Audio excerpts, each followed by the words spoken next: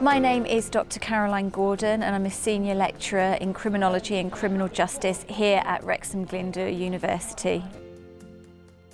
So criminology is about looking at a whole different range of theories and explanations for why people commit crime. The criminal justice element actually looks at how the different agencies, criminal justice agencies and organisations work together and respond to crime.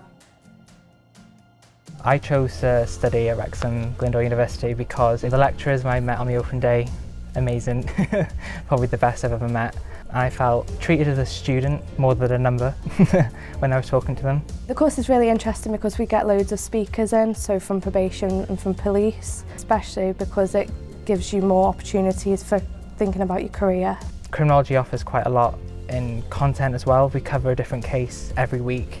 We cover quite a lot as well to do with the police, so when we leave Glyndŵr, we go well prepared into a working environment. Our programme is very different in terms of its very contemporary qualities. We talk about very high profile and famous cases to explain some of the more difficult conceptual and theoretical aspects of criminology.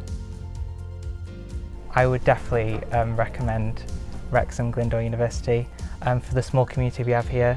The lectures are really supportive, and the course contents, and especially the varying courses they offer here as well.